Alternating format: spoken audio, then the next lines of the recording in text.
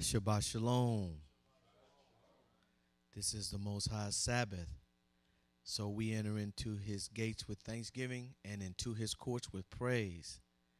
And we thank the Most High for all that he's done for us by saying hallelujah, hallelujah. Let's bless our King before we pray. Baruch et Yahweh. Baruch et Yahweh HaMevorach. Baruch atah Yahweh HaMevorach le'elam vayet. Baruch atah Yahweh Eloheinu melech ha'olam. Asher bikar benu makol hamayim v'natan lanu ha'torah. Baruch atah Yahweh notan ha'torah. It is to say, blessed be Yahweh. Blessed be Yahweh, the blessed one. Blessed are you, Yahweh, the blessed one for all eternity. Blessed are you, Yahweh, our Elohim, King of the universe, who selected us from all the peoples and gave us your Torah. Blessed are you, Yahweh, giver of the Torah. To the Elohim of Abraham, Yitzhak, and Israel, to our King, our deliverer, our provider, our healer, our savior, our El, our everything, the one who gave us life. And we thank you this morning, Master, and we ask that you will forgive us of our sins. Cleanse us of unrighteousness, O King, that our prayers be not hindered this morning. Hear when we call unto you, O King. Turn not a deaf ear to our cries, but lend ear to our supplications this day. Master, we are gathered here today on your set-apart day. Your faithful are here, Master. And we come to you, Master, out of fear, out of love, and out of obedience to your word. And we ask, O King, that all of those that are assembled around this world today in your name only, that you look upon them, O King, and that you bless them and that you have mercy upon us and give us the desires of our heart. We ask, O King, that the words of our mouths and the meditation of our hearts today would be acceptable in thy sight. We ask that you would speak kind words upon us individually and speak kind words upon us as a collective group as we assemble today in your name to give praise and honor and glory to you, Master, for all of it belongs to you. For you created the world in 6 days, and 7 days you rested, and we are here resting, Master, and assembling like you have called for us to do. We are your faithful witnesses, and we come as faithful witnesses every seventh day. So we ask, O King, that in obedience to your word that you would hear our cries. And we want to thank you this morning for life, health, and strength. We thank you for food, clothing, and shelter, and knowledge, wisdom, and understanding. We thank you that you have brought us out of idolatry, Master, and you have shown us your truth. And we are attempting to live by it, O King. We may not get it all right, Master, but what we are trying to do, we ask that you would honor and that we are trying to honor you. Master, we thank you for keeping our children, that you have kept us. And as we come out today, O King, we ask that you would let your word go forth and that you would bless the leadership of this house and that you would keep leading them into truth, O King. Master, we want to give thanks and we want to ask that you would touch those that are sick in their bodies today that could not make it out to the assembly because of that. Those that are viewing us by stream, that you would also account them in the collective group of us assembled here today. We ask that you would touch those, Master, lift them up and make them strong where they're weak, Master, and that you would strengthen them where they're weak and lift them up and build them up where they're torn down, O King. Master, we just want to give thanks to you today by saying hallelujah, hallelujah, hallelujah. And this is our prayer until we meet here again.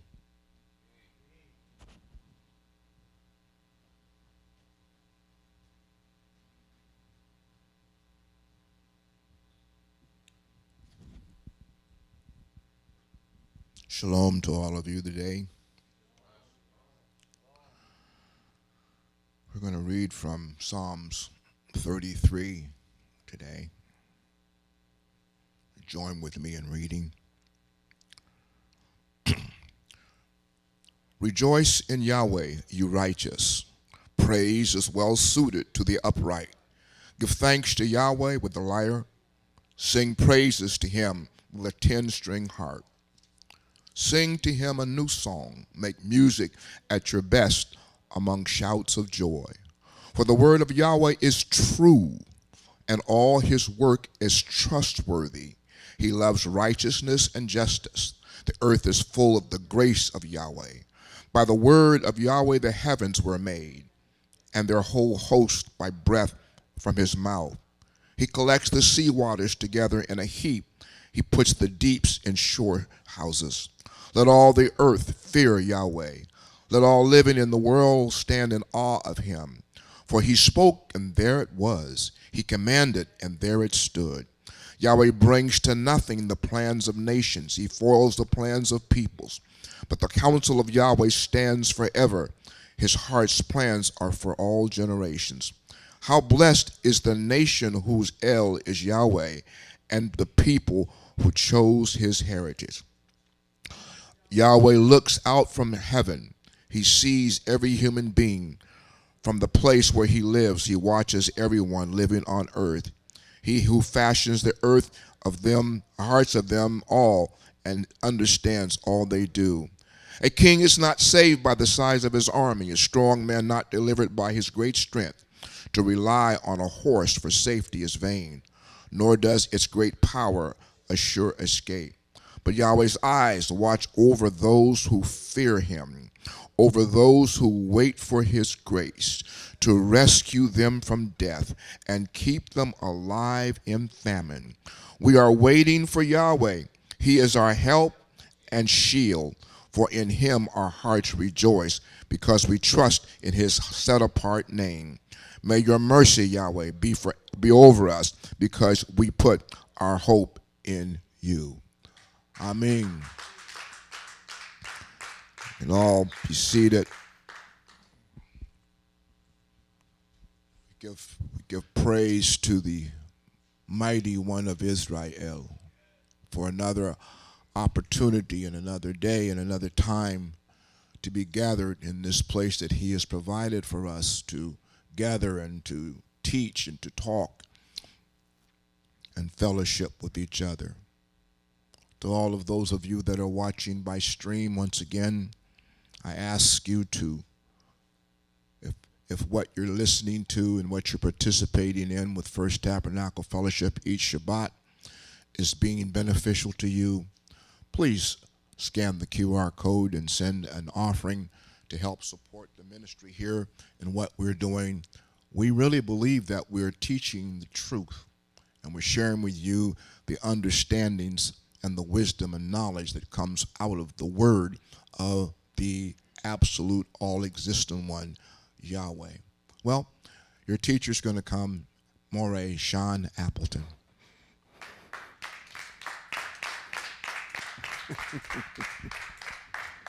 That's my moray right there. To the beneficent, the Most High, Eye Asher Eye. Remember that today. Eye Asher Eye. We're going to go over that. Matter of fact, we may or may not go over that. Depends on where Most High sends me. But to that one that has created all things, the beneficent, that has allowed us to be here, one mo again, just to tell you like a T.I. is, the one that has created everything in 6 days, who has birthed the nation of Hebrew Israel, that allowed us to transverse through the desert so we could learn the ways of the Most High, that allowed us to enter the land. A piece of real estate that the Most High has ordained for you. To that one, to the Yah of Abraham, Yitzhak, and Yaakov, Eye Asher Eye, I thank him for allowing me to be here today. To the dignitaries that are in the room, to Moray Trey Beverly, to Moray Gerald Beacom, to Bruh Charles, to the Honorable Robert B. Holman Jr., I say Shabbat Shalom to all of you today. For those of you that are watching by way of the stream, those of you that are watching by way of the stream, that have continued to remain faithful, for those of you that might be joining us for the very first time, I say Shabbat Shalom to all of you, to our descendants that are here and are not here with us today. Whew. That means I probably need to get some water. And they spring into action. So, to those of you that are our descendants that are not here with us today, Shabbat Shalom to you. Know that your ancestors tried to walk in the ways of the Most High the best we could with the information that we had at this particular time. We know that you will probably inherit things that are being said on the stage and things that you glean from the Most High to stand on the shoulders of giants so you could see further. So Shabbat Shalom to all of you. All right. Y'all know what to do. Y'all know what to, oh my goodness. Vayikra, where is it at? Chapter 19, verse 32. Says what? Oh, come on. Y'all Hebrews, y'all doing it. What does it say? Come on, let's get it on the board so the people at home can see, because we're doing this in this congregation right now. What does it say? 19 and 32. It says, stand up in the presence of a person with gray hair and do what? Show respect for the old and fear Yahweh. I am, or feel El, I am Yahweh. That's what it says in the mitzvot, right? We just read it. Thank you. So, turn to the person that's closest to you with all that gray hair and look him in the eye. I'm looking you right in the eye. And tell him, Shabbat Shalom. All right. So, for all of you that are here in our studio audience today, I'm saying Shabbat Shalom. I'm excited. And I'm going to tell you why I'm excited, because I'm getting used to this idea that's happening. Do you know when we get back in the land that there's going to be a plethora of people, and how many of them are going to get cut from the roster? 2/3. So all them people that's over there ain't going to make it. We're going to see what? Some numbers thin out. Right? We're going to get down to the faithful, what we call in the old church, the faithful few. The Most High is preparing us, sharpening us, stoking us in the fire of Torah, using it as a crucible to mold us in his ways. And he's thinning out this group. So he has the ones that are supposed to inherit the land there and ready. So, to all of you that are here joining me here in the studio audience, and by way of the stream, are you ready to go to the stratosphere? Are you ready to go subterranean? Shabbat Shalom! Shabbat Shalom. The Sabbath peace. Well, I don't know where I really want to begin today. My wife asked me, I was sitting in bed today, she says, what are you thinking about? I said, I'm thinking about soup. And all of you that know what that means, soup. I wonder what the Most High is going to put in that ladle today. Soup. Actually, I wanted to do something. I am going to do something. I'm here. I might as well. I was thinking about what we were talking about in the podcast this week. How many of you watched the podcast this week? Had an opportunity? Nobody watched the podcast. Matter of fact, half the podcast is in this room. And matter of fact, the rest of the podcast was watching online. Now that I think about it, I'm looking at the faces that are in here, so y'all did watch it, or you participated in it. We had a good podcast this week. We talked about a myriad of things. And one of the things that we kind of talked about in there is this perception of how you get brought into what we actually know as far as the Most High. And I thought about an example of something I could probably give to maybe help. I'm going to use Debbie. Listen, I don't pick on you a lot. I'm going to pick on you, okay? I'm going to use you.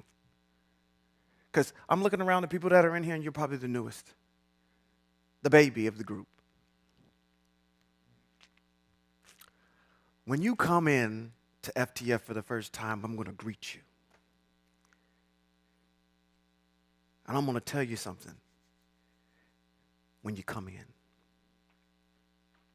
There's some people in FTF that you need to look out for. You know that guy they call Bruh Charles? He ain't what he say he is. He might appear like he's nice, but he really talking behind your back. He's watching you. There's a lot of things that he says about a lot of people in here. So I'm just saying, when you get around him, you need to act a certain way. Not knowing, haven't even met him yet. I'm telling you about Bruh Charles, right? You haven't even had an opportunity to meet him. Okay. I'm just looking out for you because we've had a lot of people that's come through FTF that he's corrupted. We let him sit around and we pay him his respect, but we just want you to know. Now, when you actually have an encounter with him, how are you going to act? Based on what I just told you. Suspicious? Don't you find that suspicious? What else? Standoffish? What else? How are you going to function around him? You're going to avoid him. All of y'all get that analogy, what we just illustrated here. Now, when I bring you into knowing the Most High, and I tell you, there's this power called the Most High. He has these mitzvot and things, these laws and things that he has. They're really restrictive. And really, you probably shouldn't listen to them at all. You know, this group of people that they're talking about over, he may be talking about this group of people. He's really not talking about this particular group of people. He's talking about everybody. You get painted a picture of the Most High Yahweh without even meeting him. Now, in the analogy, you actually have an opportunity to go talk to Bro Charles. And Bro Charles is nothing like what I explained. But you've already got a tainted view of him without meeting him first. Open your mind up. If somebody's sitting there telling you how this is what the Most High is and you've never had an opportunity to meet him yet, oh, what he says ain't true. You don't got to listen to that. Those are just guidelines for our morality. They're not really things that you have to do. But then when you meet him, it's something totally different. Right? Open your mind. If you say that you actually have a heart to know who the Most High is, then meet him. Talk to him. Find out from his own mouth how he is.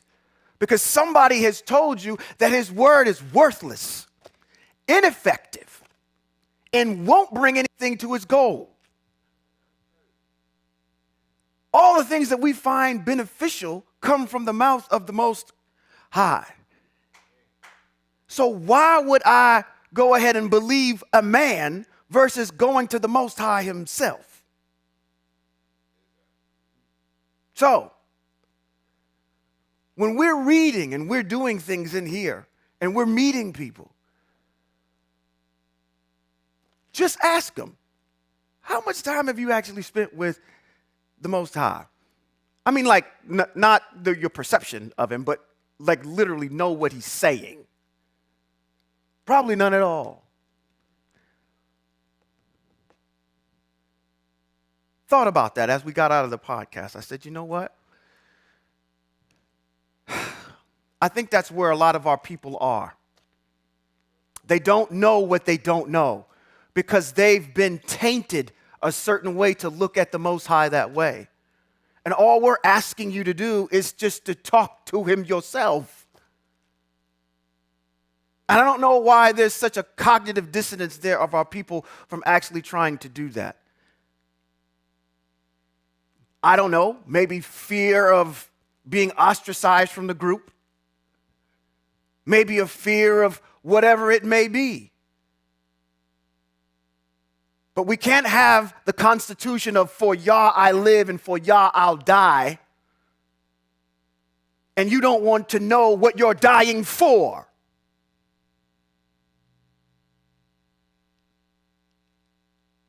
Just food for thought. We all good? We okay? All right.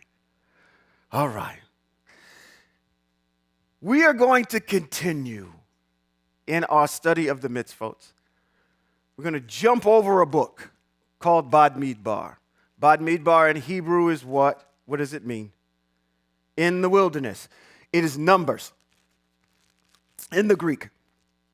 Devarim is a book that we're going to go through just like we went through with Vayikra, but in Devarim we're going to see a lot of things. We're going to see at the beginning Moshe and the Most High having this conversation and actually remembering all the things that the Most High has done. The Most High has birthed a nation out of an idolatrous one from Mitzrayim, gave him the mitzvot when they met him on Mount Horeb. The Most High said 10 things to him, and they said, stop. We don't want to hear no more. We need an intercessor to go talk to you. And then Moshe gets the rest of what the Most High is saying. They transverse through the desert for 40 years. They get taught these mitzvot. The book of Bad Midbar is what happens to them in the desert. And now we're on the precipice of going into the land, on the precipice of the Most High completing his covenant and his word to our people. And before they cross the Jordan, there is this conversation that happens. They are getting ready to cross, and they have to remember what they went through. And this is how the beginning of Devarim opens up. Okay? Or, thank you, Deuteronomy opens up. Okay? So we're going to start at chapter number 1, and we're going to do a lot of reading today. Okay? You're here straight from Moshe himself today. Chapter 1. Deuteronomy or Devarim. And it states, these are the words of Moshe, spoke to all Israel on the far side of the Jordan River, in the desert, in the Arva'ah, across from Suf, between Paran and Tophel, Lavan, Hatzarot, and Di Zavav. It was 11 days' journey from Horeb to Kadesh Barnea by way of Mount Seir. On the first day, on the 11th month of the 40th year, Moshe spoke to the people of Israel. The 40th year is what? Why are we saying 40th year? They were in the desert for 40 years, okay? So on the first day, on the 11th month, in the 40th year, Moshe spoke to the people of Israel, reviewing everything Eye Asher Eye says, or had ordered them to tell them. This was after he had defeated Shechon, king of the Emori, who lived in Heshbon, and Og, king of Bashan, who lived in Ashtaroth at Edrei. So,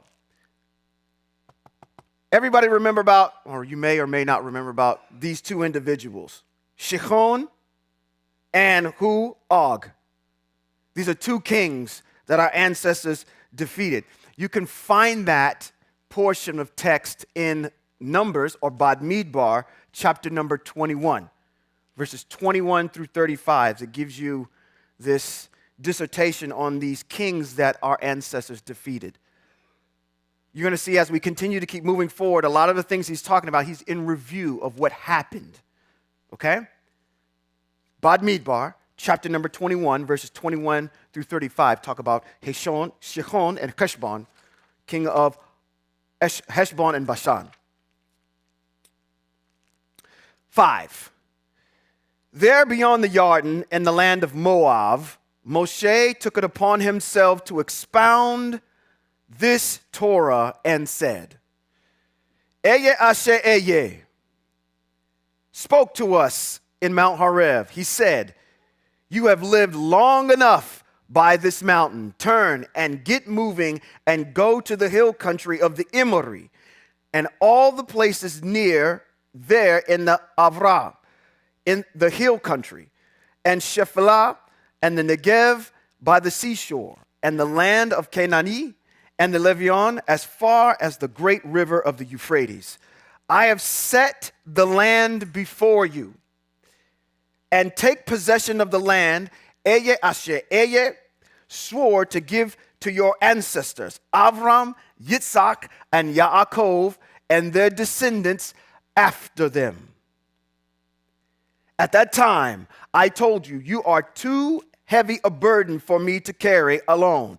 Eye Asher Eye, your El has multiplied your numbers, so that there are as many as of you today as the stars in the sky. May Eye Asher Eye, the El of your ancestors, increase you yet 1,000-fold and bless you as he has promised you. What is that promise? The promise was given to Abraham. Okay, so as Hebrews, we need to know this, all right? We need to know what the covenant is. You need to know what the promise and the oath of the Most High is. Where can that be found? You should be able to rattle this off. Hebrews, you got to know this. This is where the contract is. It's in Bereshit, chapter number 17, verses 1 through 14, and we're going to read it, okay? All right, while y'all getting there, y'all just go on ahead and just go wave over there and go Shabbat Shalom. You know, look here.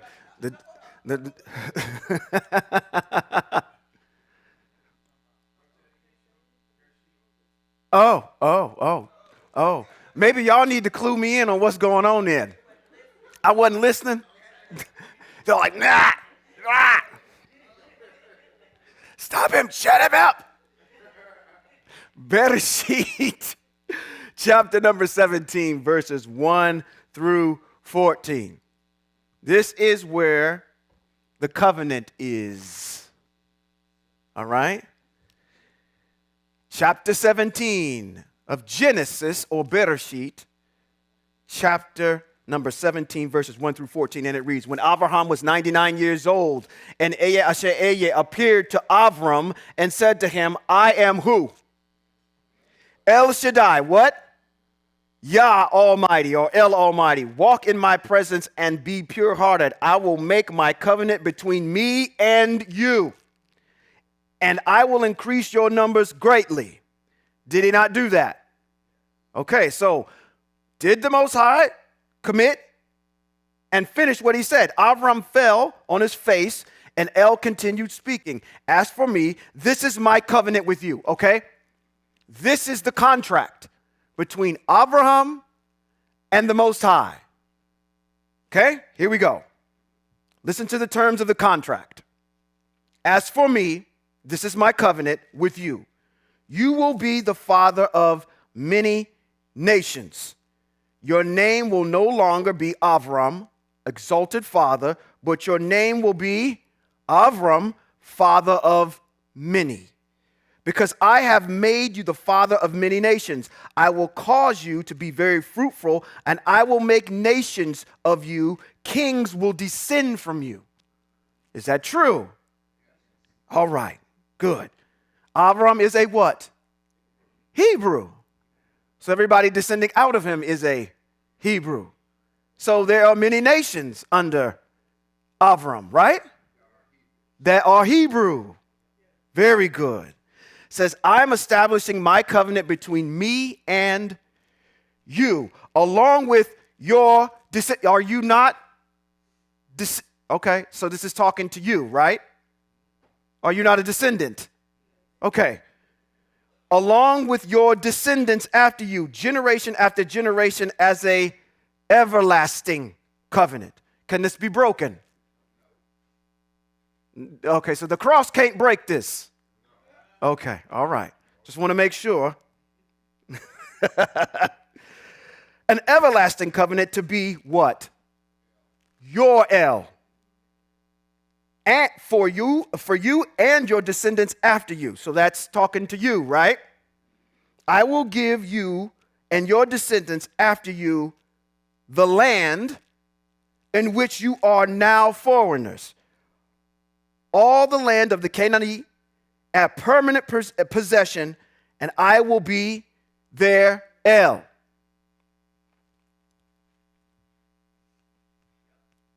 And I will be their El. And I will be.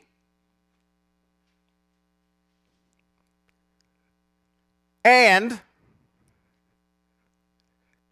I will be.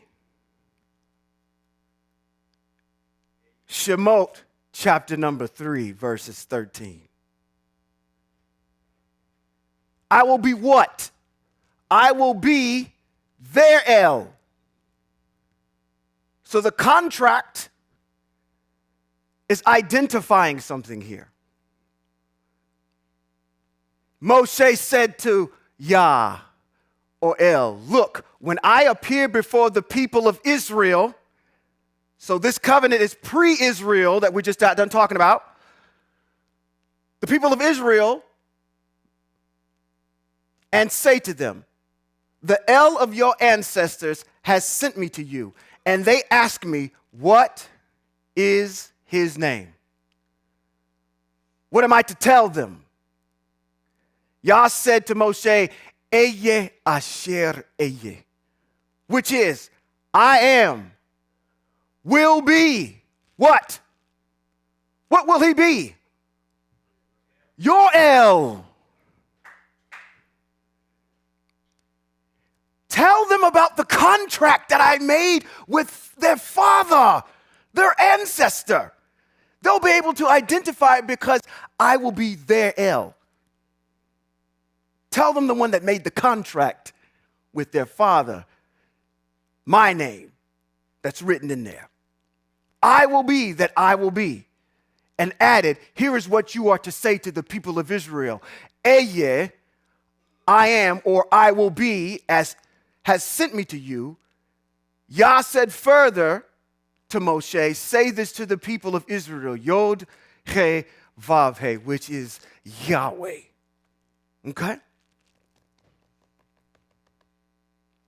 If you've ever wondered what that meant, I will be that I will be, it's talking about a contract with Abraham that is connected to you, right?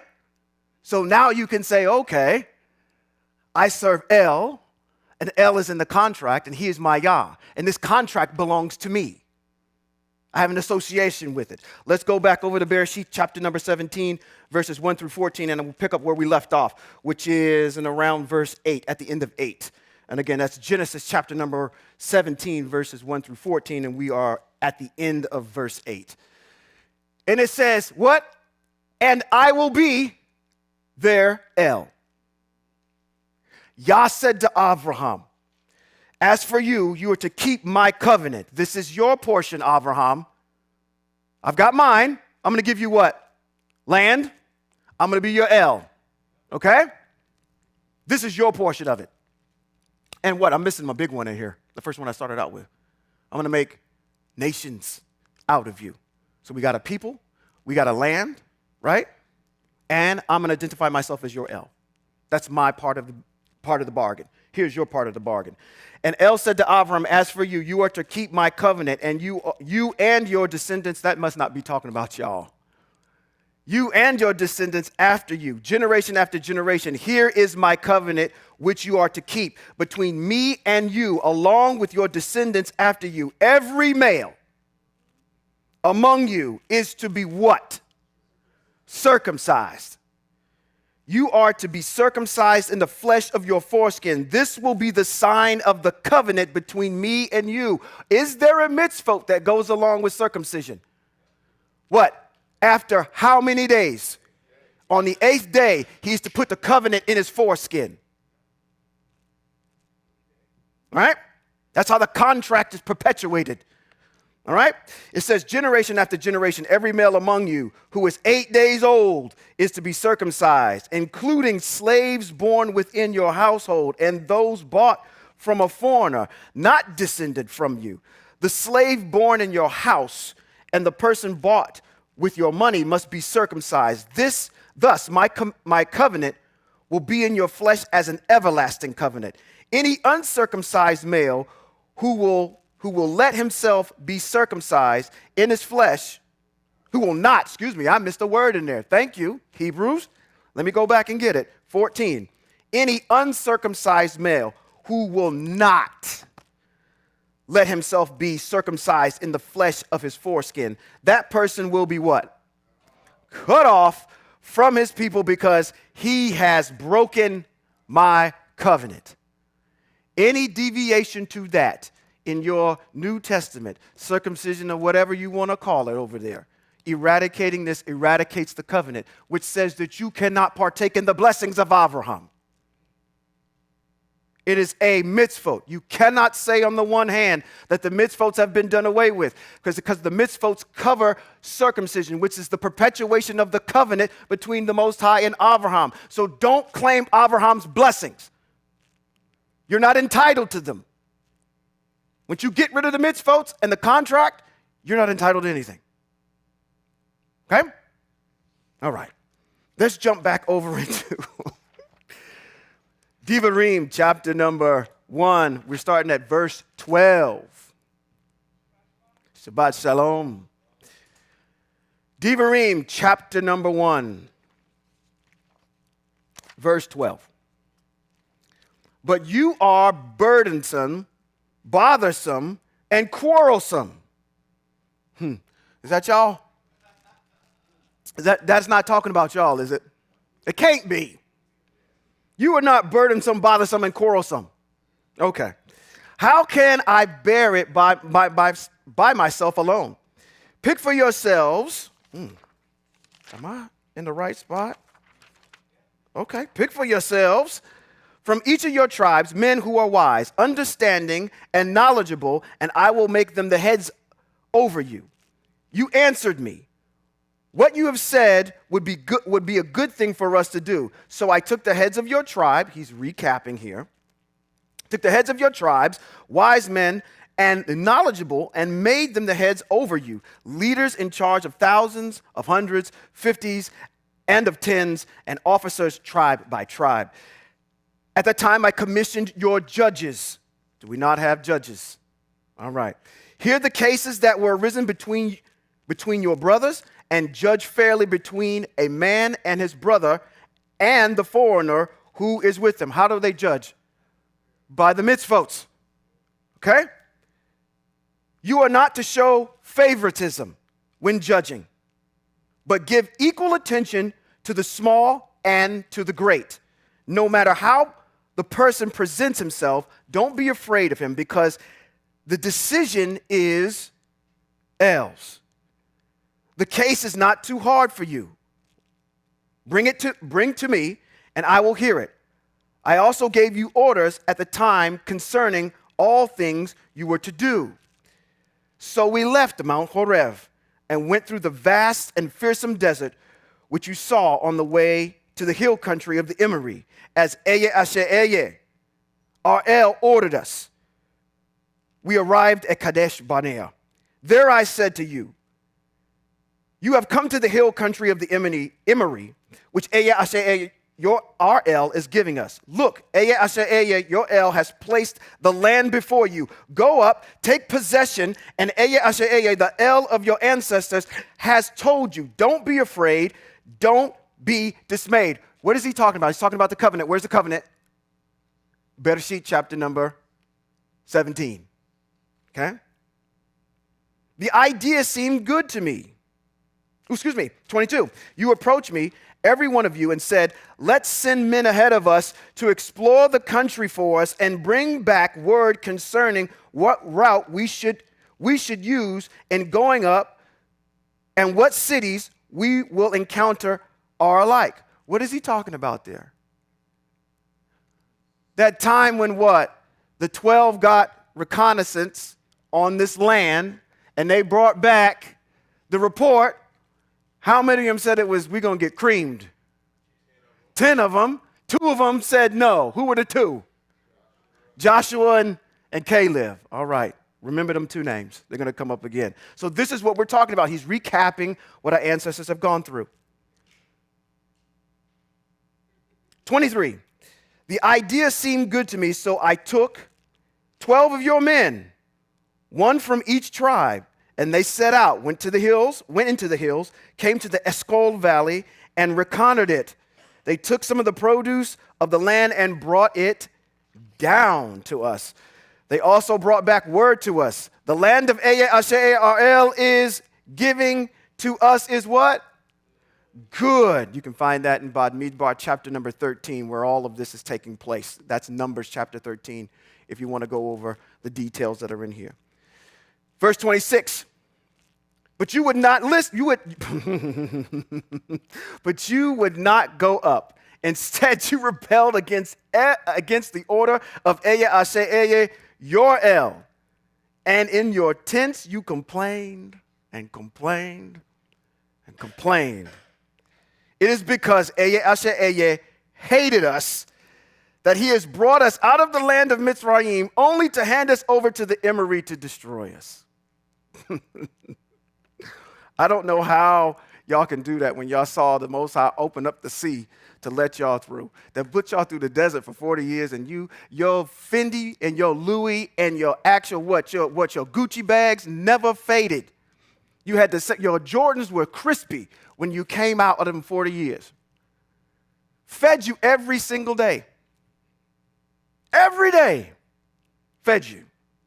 Saw the glory of the Most High, saw the angel, the Malak, guide you through the desert this whole entire time. Saw the glory of the Most High when he descended on the tent of meeting. And when it moved, y'all moved. The Most High's presence was so ingrained, for lack of eloquence, on Moshe that he had to wear a veil when he came out of the tent of meeting. Because you couldn't look at him in the face anymore because his countenance glowed so much. You went through all this and got to the precipice of getting it on, and you're going to sit there and say, you know what? The same constitution that you had when you left Mitzrayim, right? You brought us out here in the desert to kill us, so let's make this golden calf. And you still ain't got it right as you're getting ready to get into the land. Or take this particular set of land, okay? I probably got that a little bit backwards, didn't I? Did you catch me? Did you catch me? Okay, I caught myself. I'm talking about everything that happened going into the land. Where we are in text right now is when they reconnoitered the land and they saw that, hey, the land's good, we're going to get creamed. You brought us out here in the desert to kill us. So not did you do it at the golden calf, but you did it right when you saw the land the first time. That's where we are in the text.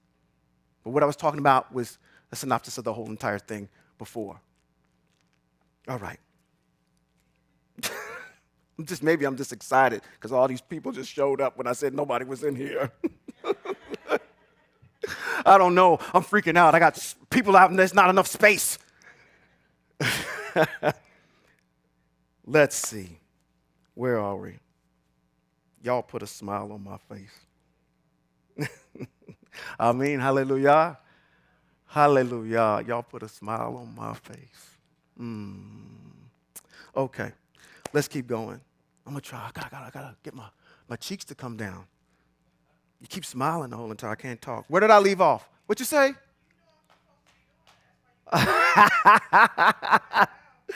All right. Thank you. Shabbat shalom, sister.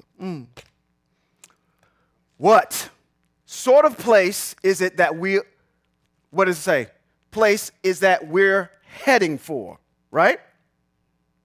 26. Right? 28, excuse me. Our brothers made our courage fail when they said, the people are bigger and taller than we are. What? We're like grasshoppers to them. Is that what they said? They said, the cities are great and fortified up to the sky. And finally, we have seen the Anakim there. I answered you. Don't be fearful. Don't be afraid of them. Eye asher eye Yoel, who is going ahead of you, will fight on your behalf, just as he accomplished all those things for you in Egypt before your eyes. And likewise in the desert, where you saw how Eye asher eye Yoel carried you like a man carried his child along the entire way you traveled until you arrived at this place. Yet in this matter, you don't trust Eye asher eye Yoel. Even though he went ahead of you, seeking out places for you to pitch your tent and showing you which way to go by fire at night and by a cloud during the day. Eye asher eye heard what you were saying, became very angry and swore, not a single. Now, wait a minute. Let's stop here for a second. We just got out of doing something over in the latter part of Vayikra. We talked about oaths, right? Is there anything that the Most High speaks out of his mouth that he's going to retract? Have you ever seen it? Okay, this is going to be an argument somebody's going to bring up to you in a second. You're going to see it. I'm going to try to best explain around the argument. But the Most High does not renege on anything he says. Listen, I'm in a room full of black folk, and I know y'all won't have nobody reneging in a game of spades. So you don't allow to do that. We don't do that even playing simple games. The Most High is not going to renege on his word ever. Okay? I was thinking about actually doing that analogy too. About spades.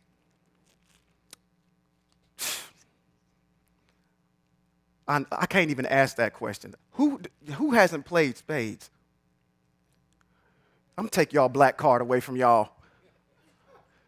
You've never played spades. She said, I'm 24. We played spades when we was 2 years old. When you play that game, there are rules to the game, right? Right? And you watch it. Matter of fact, let me ask this question. I know y'all all got it. Can I talk across the table? She said no. Okay, all right. What's another one? Can I throw a spade out before, let's see. I shouldn't say that. Was that? Before a heart? When can I cut? With what? Only if you don't have that card, right? If I reneged, then what happens? You get your books. Oh, okay, took. Okay. What happens if I go bored? Does everybody know what I mean by go? You should know what I mean by going bored. Or if you go a blind date, okay, and you don't make it, what happens? You got set. You don't like people that sandbag, right? Underbidding their books, right? You don't like none of that. It is not good etiquette for your partner to start throwing your aces at the end of the game. That's a strategy that's in there. Why are you throwing aces and kings at the end? You almost know they're going to get cut in half. All right? So what I'm trying to explain is there is a set of rules in order to play the game. Outside of the game, you are not going to play. These mitzvot are like the rules of the game. Outside of them, what are we doing? What are we doing? And y'all tough about them rules too. Y'all won't allow nobody to sit with you that not hey, y'all talking across the table too much. I can't, no. There's an atonement for that, and that's what? There's an atonement. Either you get up and we done, or you get kicked out. You get cut off from your people. Right? Okay? Why would you allow somebody to sit down at the table with you and say, we getting ready to play the game of spades, and I can talk across the table? No, you can't. Why can't I talk across the table? This is the way I've always been taught. Well, nobody taught you how to play the real game of spades. Maybe you need to read the Hebrew text to learn how the real game is played before you come over here telling me this is not a rule. Okay? Sorry. Let's move on. Getting off onto a tangent. 37. Also, because of you, Yahweh was angry with me and said, you too will not go in there. What is he referring to? He's talking to Moshe. Moshe is not going to go into the land either because those Hebrew people provoked him to hit the rock, okay? Yehoshua, the son of Nun, your assistant, which was one of the 12 that came back with a good report that says we can take him, he will go in there. So encourage him because he will enable Israel to take possession of it. Moreover, your little ones, who you said would be taken as booty or spoil, your children who don't let known good for bad, don't know good from bad, they will go in there. I will give it to them, and they will have possession of it. But as for yourselves, turn around and head into the desert by the road of the Sea of Suf. In Bad Midbar, chapter number 20, verses 1 through 13 is where you can find the story on hitting the rock, or the events that talk about Moshe hitting a rock and the Most High saying to him, you're not going into the land because you didn't put your trust in me. You'll find that in verse number 12 in that. Verse 41 here says, then you answered me, we have sinned against Eye Asher Eye, now we will go up and fight. In accordance with everything Eye Asher RL ordered us. And every man among you put on his arms, considering it was an easy matter to go up into the hill country. But Eye Asher Eye, naughty. But Eye Asher Eye said to me, tell them, don't go up, don't fight, because I am not there with you. If you do, your enemies will defeat you. So I told you. But you wouldn't listen.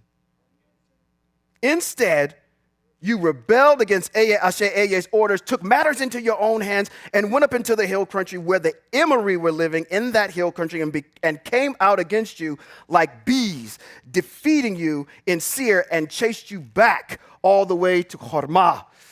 You returned and cried before Eye Asher Eye, but Eye Asher Eye neither listened to what you said nor paid you any attention. This is why you had to stay in Kadesh as long as you did. You doubted my ability to give you the land. I told you this was the land. I told your ancestor Abraham, this is the land, go take it. And before you get there, you doubt me? Off with you into the desert for 40 years.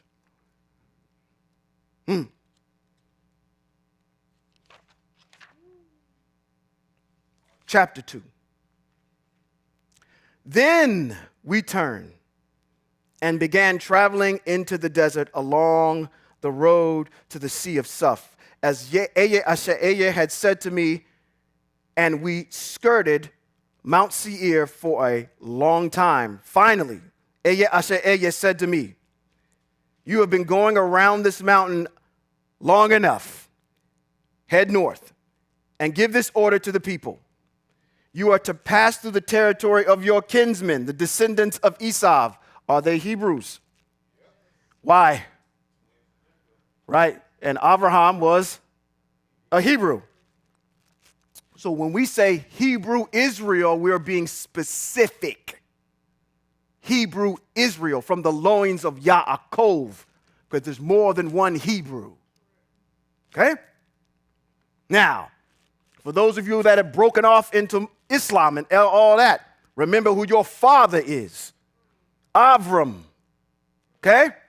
Who followed the ways of the Most High, which would make sense, because when you read the Quran, this history is in the Quran.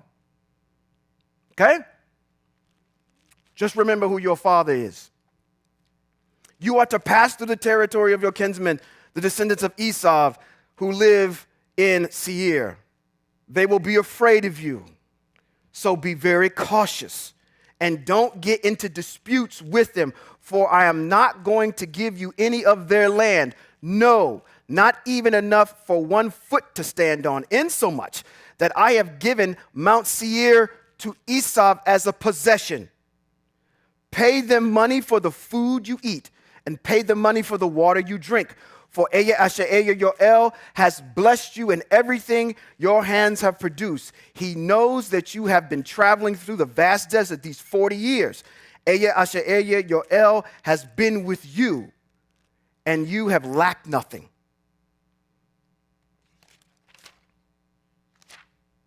Eight. So, we went on, past our kinsmen, the descendants of Esau living in Seir, left the road through the Arvah and Elat and Etzion Gever, and turned to pass along the road through the desert of Moab. Eye asher eye said to me, don't be hostile toward Moab or fight with them, because I will not give you any of their land to possess, since I have already given Ar, the descendants of Lot, as their territory. Now in 10 it says, Eam used to live there, a great and numerous people as tall as the Akim. They also considered Rephaim as are the Akim, but the Moabim called the Emin. In Seir and Hoim used to live, but the descendants of Esau disposed and destroyed them, settling in their place. Israel did similar in the land, and it came to possess, which Eye asher Eye gave to them.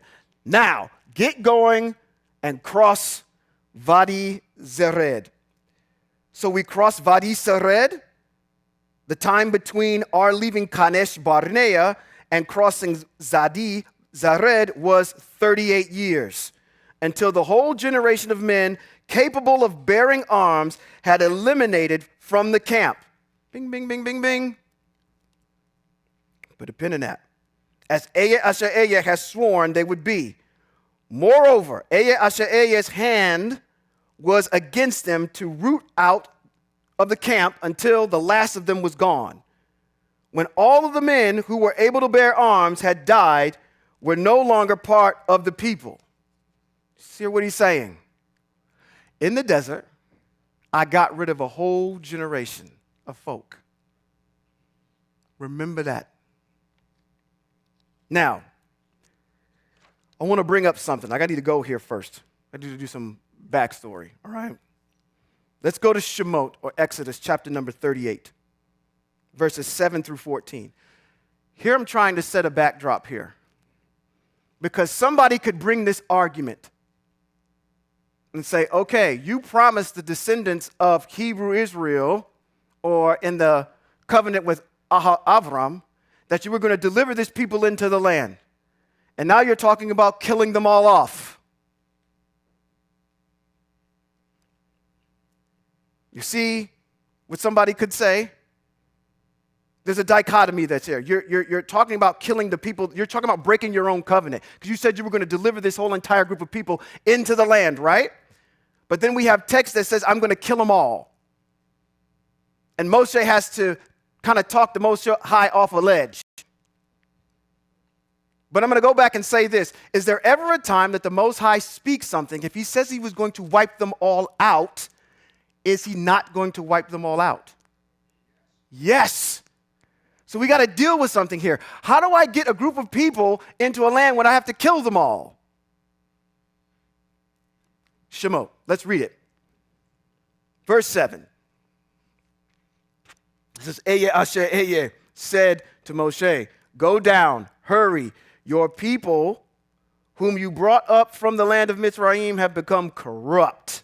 So quickly they have turned aside from the way I have ordered them to follow. They have cast a metal statue of a calf, worshipped it, sacrificed to it, and said, Israel, here is your El, who brought you out of the land of Mitzrayim. Eye asher Eye continued speaking to Moshe. I have been, I hope that y'all do not come across the street from Christianity and say that that is JC. Where I'm on, I'm in Shemot chapter number 38. 38, verse 7 through 14. I apologize if I've left you. 38, Shemot, Exodus 38, verse 7 through 14. Oh, excuse me, 32. 32, sorry. Excuse me. I said 38, 32. Sorry. That should be right. 32.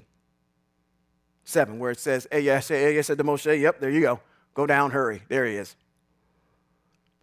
I said 38, I do apologize. It's actually Shemot or Exodus chapter number 32, verses 7 through 14. Okay. Want me to just start over again? Go back to the top? Okay, let's go back to the top. Let's go to 7 again. It says, Eye said to Moshe, go down, hurry, your people, whom you brought up from the land of Mizraim, have become corrupt. So quickly they have turned aside from the way that I have ordered them to follow. They have cast metal statues of a calf, worshipped it, sacrificed to it, and said, Israel, here is your El, who brought you out of the land of Mizraim. Eye continues speaking to Moshe. And I hope, again, I'm going to stop there. Y'all don't think that that is JC that's doing it because it says Lord or God there in your translation. That is not JC. Okay? Or anything there of the like. Aya continues speaking to Moshe. I have been watching these people, and you can see how stiff-necked they are. Now leave me alone so that my anger can blaze against them. And I can put an end to them. I will make a great nation out of you instead. I'm getting ready to wipe this whole entire group of people out. I'm going to start over with Moshe. It says, Moshe pleaded with Eye, his El. He said, Eye, why must your anger blaze against your people, whom you brought out of the land of Mizraim with a great power and strong hand? Why let the Egyptians say, why would you let the nation say, it is with an evil intentions that he led them out to slaughter them in the hills and wipe them off of the face of the earth? Turn from your fierce anger. Relent. Don't bring such disaster on your people. Remember Abraham, Yitzhak, and Yaakov, your servants to whom you swore by your very self. You promised them, I will make your descendants as many as the stars in the sky, and I will give all this land I have spoken about to your descendants, and they will possess it forever. What is he talking about? He's talking about the covenant that we talked about in what? Genesis chapter number 17, right? Or Bereshit chapter number 17. That was what? Had what? Land. I will be your El, right? And what else?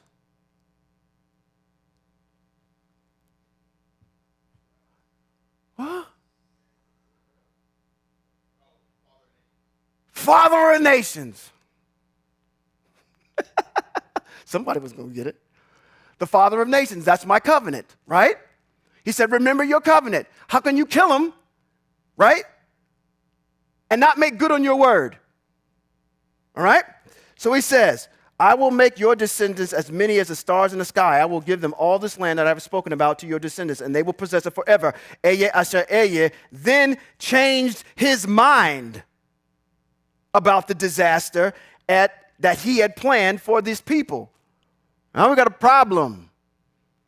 Because I thought you Hebrews on that podcast that y'all sit up there and wolf at all the time talk about what in Bad Midbar chapter number what?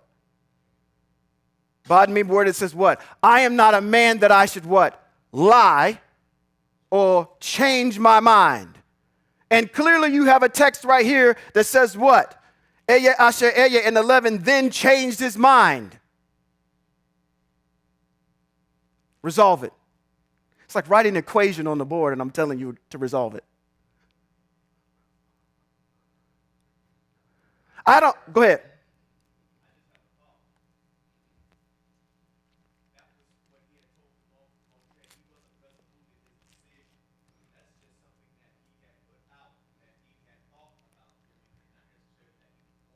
Okay, so it's a thought to say, okay, I changed my mind on this particular thought and I'm going to do something else. So the predication that says that what we're talking about in Bad Midbar, what did it say? Bad Midbar, where it says, I'm not a man that I could, what, lie or change my mind. It has some action that comes along with it. Okay, good thought. What else? Johan.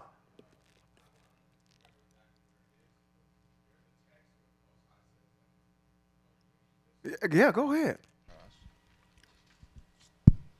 There's a text somewhere, I can't remember where it is right off top, where the Most High says that if my people listen to me and I plan disaster for them, I will reverse their disaster. Or if I promise them good and they turn evil, I will reverse their goodness and give them, basically punishment for their wicked ways. Right. So but still in that particular example, I'm enacting what I said I was do. If you do X and violate it, then I'm going to do B.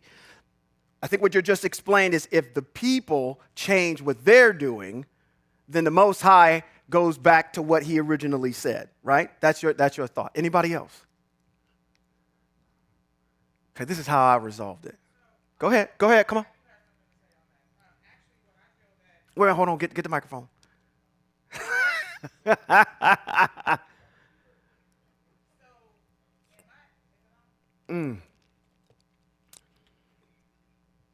In my opinion, and I'm going to speak on the day that we live in today with what you're teaching, if we do not adhere to what the covenant is, there are consequences. Absolutely.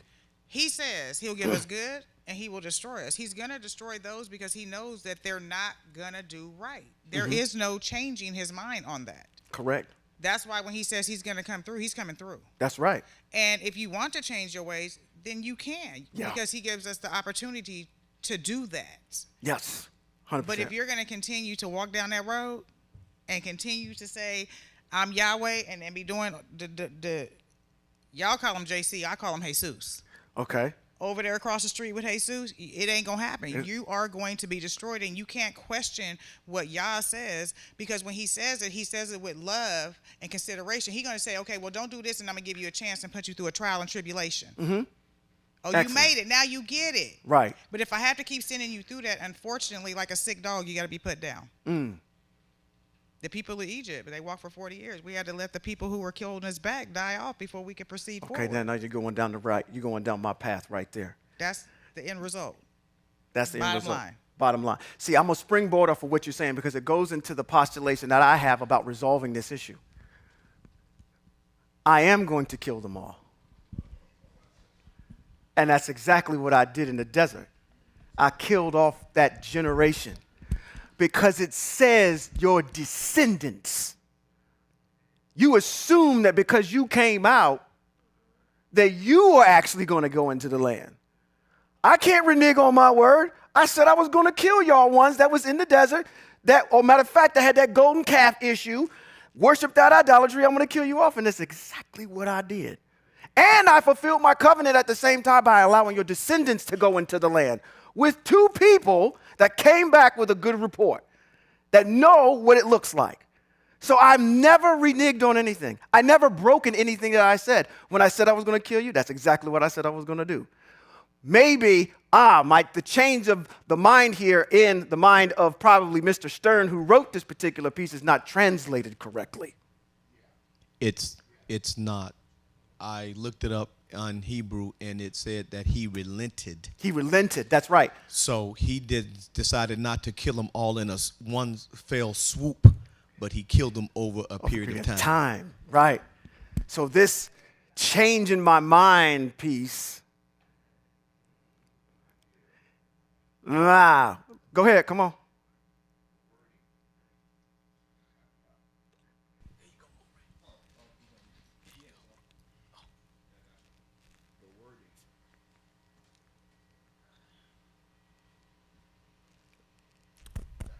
There you go. The way this is worded in text is worded incorrectly. And the words that are used to reflect that the Most High would change his mind lend someone to believe that what's said in Numbers is not true. Not true, correct. Which is the reason why I use the terminology and say to people, you have to read the fine print. Absolutely. Absolutely. From the words of Porgy and Bess, it ain't necessarily so. It ain't necessarily so. The things that you're liable to read in the Bible ain't necessarily so.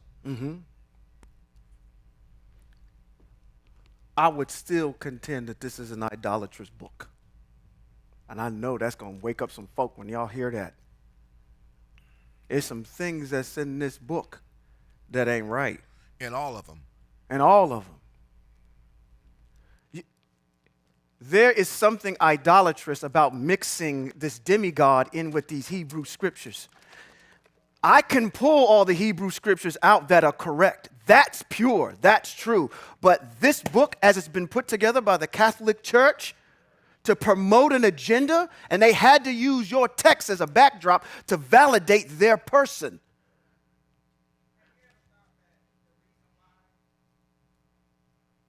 Hold on. Keep your thought. They're giving you the microphone. Okay.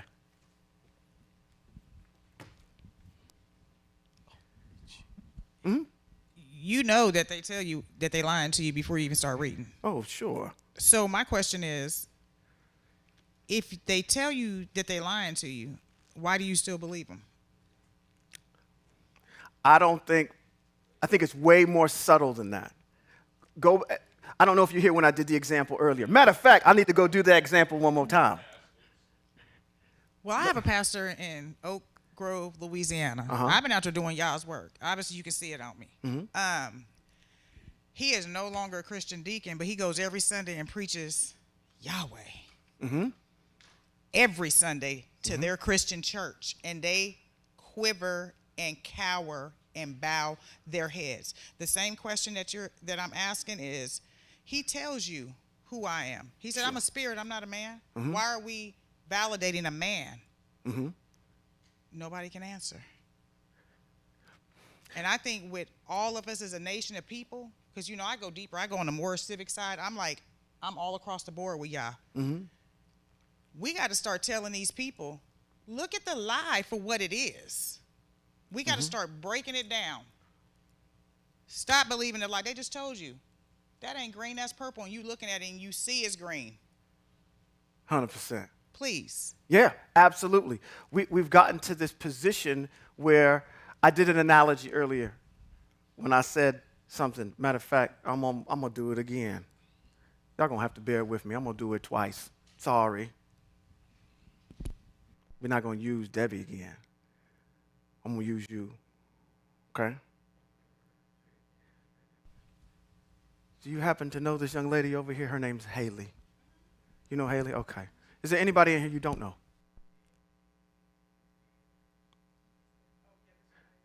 Right here in the purple. We're going to go back to Debbie again. Sorry, you ain't getting out of this today. You come in here, and I tell you this. You come in here and you do this. I say, okay, thank you for coming in today. I appreciate you. We want to welcome you into the fold. Hope you got something out of our Hebrew today.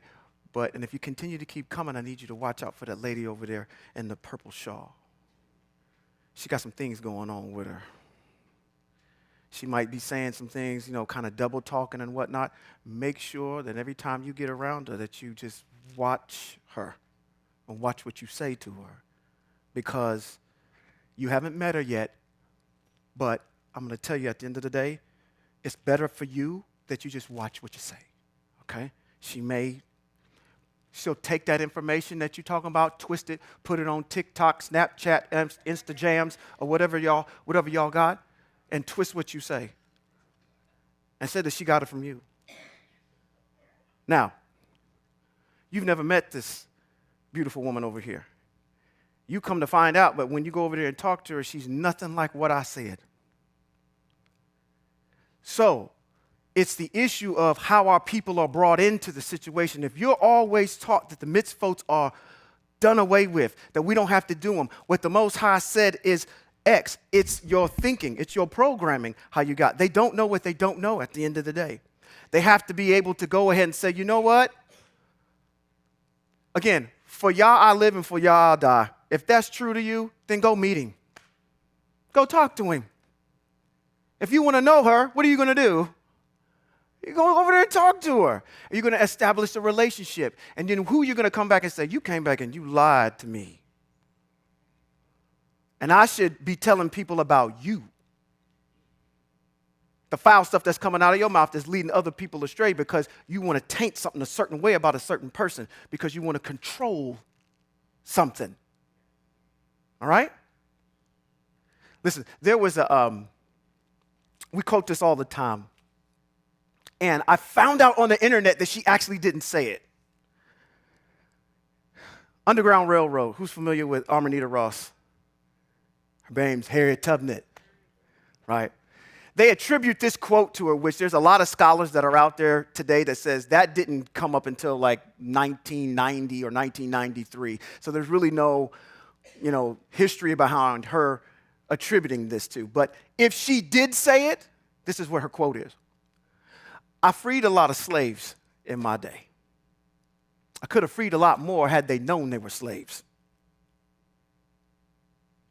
If you never know, I want to stay on the plantation. The best jail is the one that you don't have to walk out of. It's just open the whole entire time and you will never leave.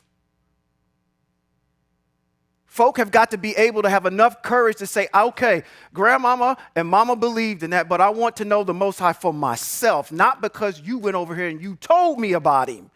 I want to figure it out for me. So if I'm supposed to have a personal relationship, why am I having a personal relationship through you, through him? If I'm going to have a personal relationship with the Most High, that it's kind of counterintuitive. It says personal relationship, means that I have a one-on-one. Why am I going through anybody on earth or some demigod to do what I can do on my own? I will be your people. It's in his name. If you do what? Follow my commands. Even out of the mouth of your own Christ, he says it. When he has the analogy about what? We say it all. I did it all the time in this podcast. Come on, let's just go get it in 19. I think Matthew 19 somewhere. Matter of fact, don't do that. It's in Matthew 19. Rich man comes to him and he says what? He says, how do I inherit eternal life? And Yeshua tells him, he says, Jesus Gonzalez tells him, he says, follow the mitzvot. Simple. At the end of the day. So I think it really gets down to our people have been brainwashed and they will continue to defend the brainwashing because they don't know anything else. You want a personal relationship? Go get it. Go get it. You go get everything else. I'm a boss this. I'm a boss that. I'm going to do this. I'm going to do that. I'm going to start my own this. I'm going to start my own that. But then you will rely on somebody to tell you when you go to this. I'm getting on a tangent now. When you go to this free therapy session on Sunday morning every single week, free therapy, group free therapy, and your deity, he fed 5,000 folk, right? My Yahweh fed us for 40 years. One up me. Come on. What else did he do? What other miracles did this Christ do? He walked on water. My Yahweh split it. Come on. If we want to just look at stats, let's look at stats. What else did he do? What other miracles did he work? He healed a blind man. He turned water into wine. Nice little, okay. My Yahweh put 12 plagues, or all these plagues on Mitzrayim. He killed the firstborn. He turned a whole entire river into blood. He put frogs on the land. Come on, what up me? Flooded the earth. You call on this JC character and he has not delivered you from anything. I'll wait. That's what Cat Williams said. I'll wait. I'm going to take another side quest real quick. Last week, before we went and left up out of here, I pulled Jamal Ray aside. I said, you know what? I said, if we were back in the day and Donald Trump was around, I said, Donald Trump would be a Hebrew. Because he would hear this Christianity and be fake news. Nope, it's fake news. Fake news. That's not. Nope. We built this whole entire thing. Fake news. He would be defending y'all. A little joke. Right? Okay, let's get back into it. How many more verses I got to go? We ain't got too much longer. Oh, okay, let's go. What are you in, 20? 15? Oh, thank you for keeping me on track. 18. Thank you. Thank you. Eya Asher Eya said to me, today you are to cross the border of Moab at Ar. When you approach the descendants of Ammon, don't bother them or fight with them. For I will not give you any of their territory of the people of Ammon to possess, since I have given it to the descendants of Lot as their territory. That's in Bamidbar, chapter number 21. You can do some research on that, which is Numbers 21. Verse 20, it says, this too is considered the land of Rephaim, whom the Emori called, I'm going to get this hope, Zazumi, used to live there. They were a large, numerous people, as tall as the Anakim, but Eya Asher Eya destroyed them as the people of Ammon advanced and settled in their place, just as he destroyed the Horim as descendants of Esav advanced into Seir and settled in their place, where they used to live to this day. It was the same with the Avim, who lived in the villages as far away as Azaz. The Caphtorim, coming from Caphtor, destroyed them and settled in their place. Continuing in 24. Get up, get moving, and cross the Arnon Valley. Here I have put in your hands Shihon and the Emori, the king of Heshbon, and this land. Commence the conquest, begin the battle. Today I will start putting the fear and dread of you into all the people under the Hashemayim, or the heavens, so that the mere mention of your name will make them quake and tremble before you. If I was a preacher, which I am not, I would have that B3 up right now. We don't even know what that means as a people. No one fears you at all. They laugh at you. You are the laughing stock of the world. I ain't going to get off into that. We're going to get into that. That's in this particular book in Varim, when it tells about when you're getting ready to disperse and what you're going to look like to everybody once I finally kick you out of the land. 26. I sent envoys from Kedmot desert to Shihon, king of Heshbon, with a peaceable message. Let me pass through your land. I will keep to the road, turning neither left or right. You will sell me food to eat for money and give me water to drink for money. I only want to pass through. Do as the people of Esav living in Seir and the Moabim living in Ar did with me, until I crossed the Jordan into the land Eya Asher Eya Yoel is giving us. But Shihon, king of Heshbon, would not let us pass through the territory, because Eya Asher Eya Yoel has hardened his spirit and made him stubborn, so that he could hand him over to you, as is the case today. Eya Asher Eya said to me, see, I have begun handing over Shihon and his territory before you. Start taking possession of his land. Then Shihon came out against us, he and all his people. Fight at Yahatz, and Eya Asher Eya Yoel handed him over to us, so that he defeated him, his sons and all his people. At that time, we captured all of his cities and completely destroyed every city. Men, women, little ones, we left none of them.